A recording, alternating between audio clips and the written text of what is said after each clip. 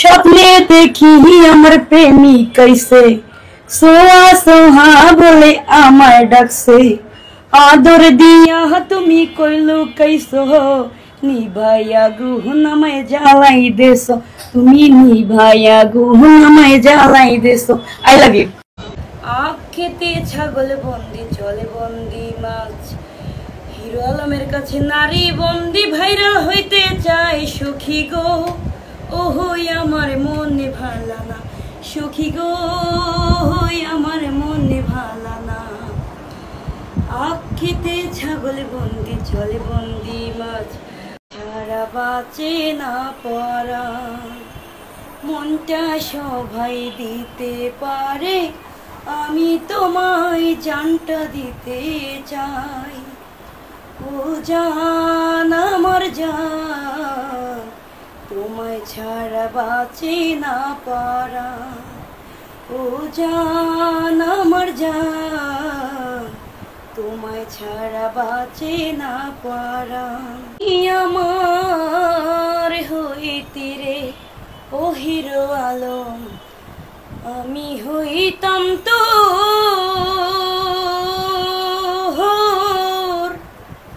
কোলেতে বসাইয়া তোরে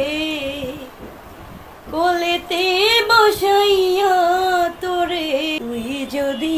আমার হইতি রে ওই স্বপ্ন দেখিস না তোর হমও না আমি কারো হমও না আমি কাজ দিলে ব্যস্ত আমার পাশে বসে তুমি হাত দিয়া গায়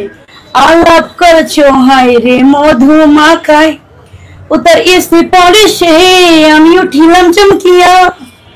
উতার এসে পরে সে আমি উঠিলাম চমকিয়া নিভাইয়া গুহনামায় জ্বালাই দিয়েছে এক নজরে না দেখিলে হিরো আলম দুনিয়া আন্ধারি হয় আরে কাছে তোমায় না পাইলে হিরো আলম দম যেন মরে যায় ও হিরো তুমি কই কই রে ও প্রাণ বুঝি যায় রে ও তুমি ছাড়া বাঁচি না ও তুমি ছাড়া বাঁচি না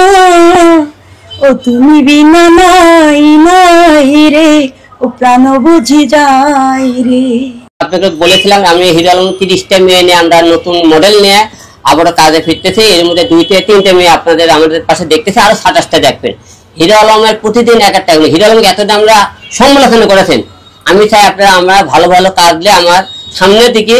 আমরা এগিয়ে যাওয়ার জন্য আপনি সহযোগিতা করবেন অনেকে বলে যে হিরো আলমের পাশে এত কিউট কিউট মেয়ে করতে হবে আমরা এত সুন্দর হ্যান্ডসাম টাকা আল্লাহ এত আরো সুন্দর মেয়ে পাই না এটা দোষ হলে এটা আপনাদের ভাগ্যের দোষ এটা বিলাসে লাভ দেয় আমার কপালে সুন্দর সুন্দর মেয়ে আছে আমি কি করবো বলে তোমার ভালো লাগে তো কাজ নেই বেবি ভালো লাগে বুকিং কার বুকিং সে আমার বুকিং হয়ে আছে আর আপনারা সবাই জানেন বাবা কোর্সের এদিকে আসো আচ্ছা দাঁড়ান আপনারা সবাই জানেন না সে আজকে কতদিন আগে আমার বুকিং হয়ে গেছে সে উড়ে এসে জুড়ে পড়লে তার হবে না I love you my sweetheart okay I love you too এটা কিন্তু আমরা কালকে শুটিং শুরবে তারই দিয়ে ফেল দিলাম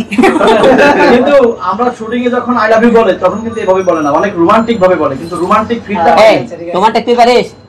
বুঝি না বুঝি নাই ওই এই কথা তো ভালো আমি জানি হিরো আলম ভাইকে আপনারা দুইজন প্রেমের অফার করছেন বিয়ে কে সুন্দর করে ভালো করে অফার করতে পারে যে ভালোভাবে হিরো আলমকে ইমপ্রেস করতে পারবে তাকে হিরো আলম ভালোবাসবে ঠিক আছে এবং আমাদের পক্ষ থেকে পুরস্কার আছে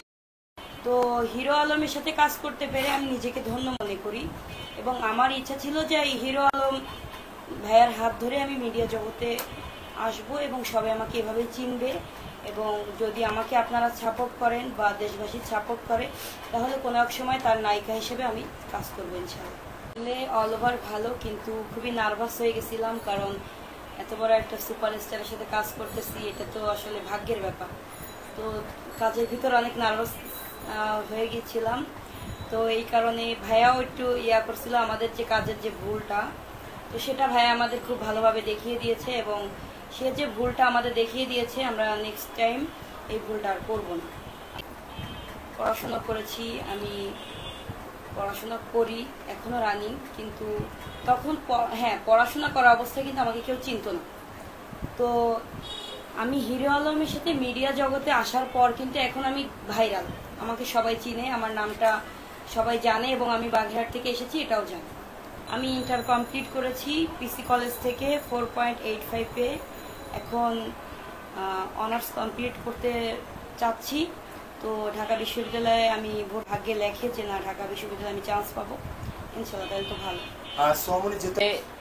নামের তো মনে করেন কেন যুক্ত হয় তা জানি না। আর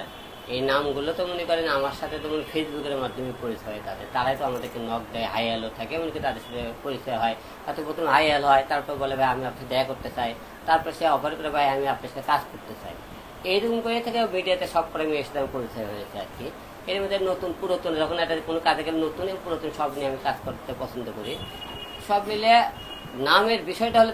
কার নাম কি হবে এইটাতে আমি যোগ করি না। আমরা যোগ করি একটা লোক কাজ করতে চাই, তাকে সহযোগিতা করার চেষ্টা করি। সে নাম কি, সে আর বংশগত পরিচয় কি, সে চেহারা কেমন, কালা ধলা, এইসব আমি ভাবি না। তার স্বপ্ন সামনের দিকে সে এগিয়ে যেতে চাই, আমি সেটা সহযোগিতা করার চেষ্টা করি। মনিতে দুর্বলতা, আমি তো তাহলে তো একটা মনি নিয়ে পড়ে থাকতাম, তাহলে 30টা মেয়ে নিয়ে আসতাম না। আমি তো এবার 30টা মেয়ে নিয়ে আপনার সামনে কাজ করতে ইচ্ছে করি, তার জন্য আপনাদের সামনে প্রেজেন্ট করেছি। তাহলে তো শব্দ করার নামের সাথে মনি যুক্ত নেই, তাহলে তারগুলো কি তারা কাজ করতেছে না আমার সাথে, তাদেরকে আমি সহযোগিতা করতেছি না। আমি এখন করতে বলছি মিডিয়াতে কোনো রকম কারো কিছু দুর্বল এই মুহূর্তে এখনো হইনি,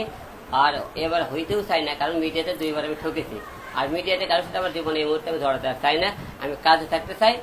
আমি এই মুহূর্তে আপনাকে আরো বারো বলতেছি, এখনো বলতেছি হিরো আলম কোনো বেশ হাতের মধ্যে নাই, কাজে ফোকাস দিতেছে। এইরকম 100 সোয়ামনি, 100 রিয়ামনি, 100 নুসরাত আসবে হিরো আলম জীবনে আসবে আর যাবে, কিন্তু হিরো আলম যে একজনকে 10টা তৈরি করতে পারে এটা আমি কিন্তু আপনার আগেও প্রমাণ করে দিচ্ছি, এখনো প্রমাণ করে দেবো। একটা গেলে আবার একটা হিরো আলম তৈরি করতে পারে। বারবার তো মানুষটা কিছুটা হলে শিক্ষা হয়, 2টা ভাত তো খেয়েছি, তো এইবার তো অন্তপক্ষে শিক্ষা হওয়ার পরে আমার তো ফ্যামিলিগত থেকেও বলেছে যে ফ্যামিলিগত এবং মিডিয়া থেকে কাউকে মুখে মেনে নেবে না, ঠিক আছে? কারণ মেনে এই কারণে নেবে না, মিডিয়া ফ্যামিলি তো তার মিডিয়ার মেয়েকে বিয়ে করতে মিডিয়া নিয়ে ব্যস্ত চায়, তাদের তো মুখে আমার সন্তানদের কথা এবং আমার মাকে ভালোবাসে না, তাহলে মিডিয়াতে কেন নিবি তারা? আমি তো কয়েকবার ভুল করেছি, এখন তো আমার ছেলে মেয়ে বড় হয়েছে, তারা বোঝে, তাদের তো কথাও একটু শুনতে হবে। কারণ অনেক টাইমে